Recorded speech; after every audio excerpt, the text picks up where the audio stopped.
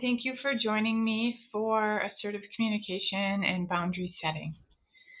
This is a topic I talk to a lot of clients about, and it's very relevant and helpful for so many people because it can be challenging to not shove feelings down, like when somebody hurts your feelings, to not like shove it underneath. It can be scary to, break the ice or whatever you want to call it and speak your truth. So I will be talking about assertive communication and boundary setting. I wanted to begin by sharing how I would summarize my 3 years of getting a master's degree in counseling in just one sentence is healthy relationships are reciprocal. And what that means is like the amount where people meet each other to give and receive is equal, and generally equal, like reciprocity. Like unhealthy relationships are when one person gives 10% and one gives 80%. Usually the person that gives 80 suffers this much.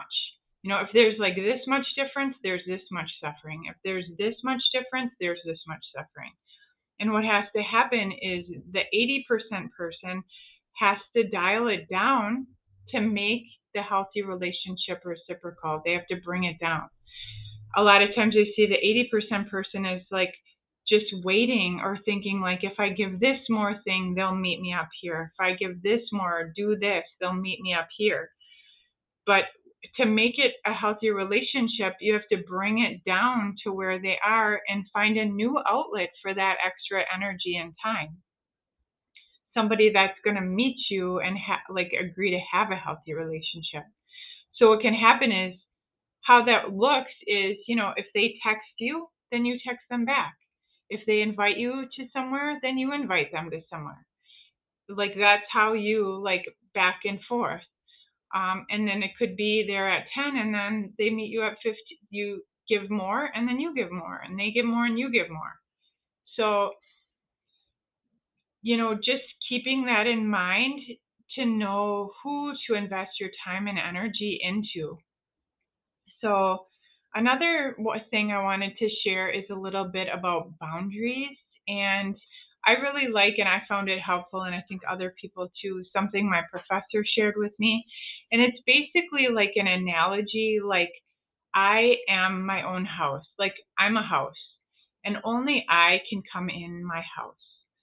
And but I have a porch. So I have a porch, and I have a little picture here where I can meet. So only me is like my house. And then in the porch is where I can meet. That's like my favorite people, my besties that have chairs on my porch, with their names on. Special people, dear to my heart, people who you'd give the shirt off your back or, go the extra mile for. And then the next level is people in your backyard.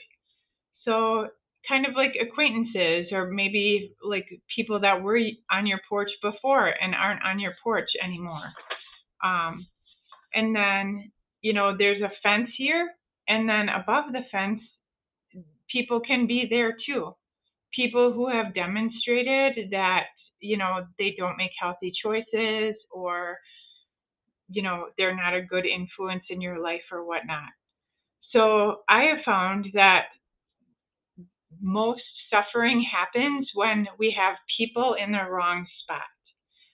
So, for example, my sister used to be on my porch, and, distance has grown between us. And I was sad a lot of times when I would come out and see that she's not on my porch. Like her chair was there, and it was like, oh, I wish my sister was still on my porch. But once I moved her to the backyard, it's good. It doesn't, people get attached to the idea that your sister or your mom or your child are the people that need to be on your porch. Who is on your porch is who demonstrates to you that you're important to them, that they show you, and it's like the person you'd call if you were sad, that you just know would have your back or give you wise advice or support you. So this is a helpful way to decide where to put people and how much time and energy to invest in those relationships. And no spot, just like this thing, like no spot is right or wrong. It's just like about the energy exchange and where you decide like to meet them and how to create a healthy relationship with them. So I want to now talk about assertive communication. So I'm going to describe what it's not first. So these, so there is aggressive communication and passive.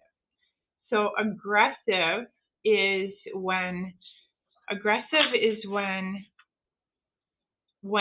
I, like, if I'm aggressive, it's when I care about my feelings and I don't care about your feelings.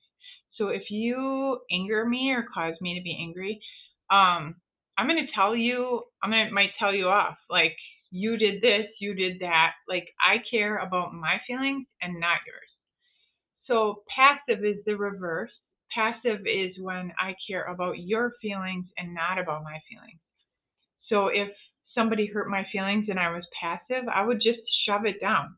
Or I might think, well, I don't want to say something to them because I don't want to hurt their feelings about hurting my feelings. So neither of these options is healthy, because either you're caring about yourself only or you're caring about somebody else only. And the goal is this middle spot, which is assertive. There we go. So assertive communication is when you care about your feelings and the other person's feelings. And how one assertively communicates, people probably know, like, you don't start with you, like you always, blah, blah, blah. Those kind of things like tend to like make conflict like go like a volcano and explode and make a mess. So in my experience with assertive communication, it like makes it go inward, like deeper. It creates like healthier, stronger relationships because you're speaking from your heart, and you're hopefully like speaking to somebody who you know is like on your porch, or like giving at an equal level, and you want to maintain like the level you have. You want to keep them in your life. You care about them, and so you want to keep an open heart. You want to speak your truth. You want the relationship to deepen. So I have this on my refrigerator for my children, so that when I can tell they're upset about something, I just remind them, like, when you're ready, use the formula and assertively communicate with me about what happened or how you're feeling. So the formula is, when you fact, I feel blank. So when you fact, it does not mean like when you're bitchy or when you're lazy or when you always blah, blah, blah. Because nobody always anything. So when you fact is like something that anybody can observe. So when you're 10 minutes late, or when you like canceled on me, half hour before we were supposed to meet, or when you don't return my text messages or don't return my phone calls, or those kinds of things, like observable facts. So when you fact, and then I feel, and like I feel can't be like, I feel like you should blah, blah, blah. Like, that's not a feeling. I have you can go online and print out feeling wheels. Here's like an adult version with a million like feeling word choices. And then here is a children's version. And I like this one. Rinsky, I believe it is, Rynski, feeling wheel. This one shows on the bottom this spider, like our feelings come from either our needs being met or unmet. So the feelings that our needs our feelings come from our needs being met. So our needs are acceptance, affection, appreciation, approval, attention, comfort, encouragement, respect, security, and support. These are our human needs. All people have these things, need to be supported, to be respected, to feel secure, etc. So this wheel said, this side says needs met and how we feel: pride, joy, in, intrigue, trust, love, peace, when our needs are met. And this side says when our needs are not met: anger, disgust, fear, sad, shame. And then there's like other, choices of words. But this is an important tool, first of all, for people to even understand their own feelings. Because lots of people don't even really know the words for how they feel. And that is a major component to communicating. Even I find sometimes that I can be really upset with somebody, and once I end up putting it in here, and I when you left an empty soda can by my the sink instead of recycled it, if I'm really upset with that minor detail, that shows me that something in me has been triggered. And that's a good time for me to process what's all under that. Because if when you put this in the formula and you realize that what they did was not really super huge, and how you felt was huge, then that's a sign that you a wound that you have is triggered. And to me, then it helps me distill it down, process my own part of it, and then later say maybe I'll even realize I'm not even mad now, because they did me a favor of pointing out my wound that got triggered, and I don't need to assertively communicate about a pop can or whatever. But to me, it helps distill it down so I can see what is actually my business and what is their business.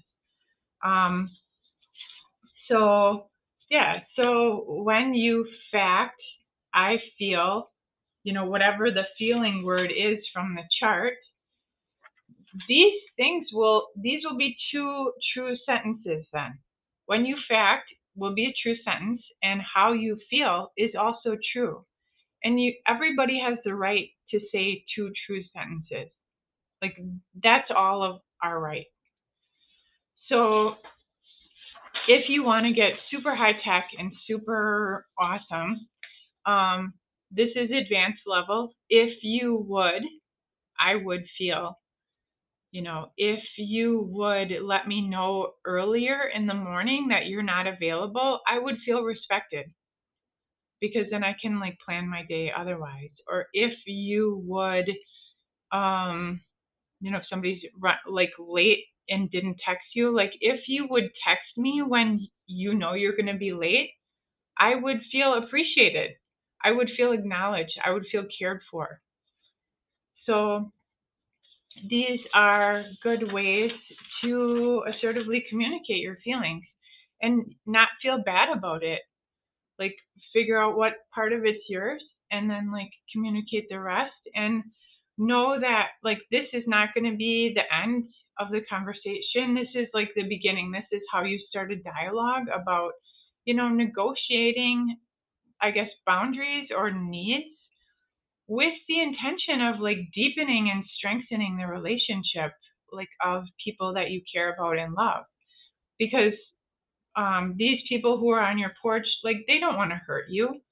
And this is an opportunity to clarify how you feel when certain things happen, and you have a right to those feelings.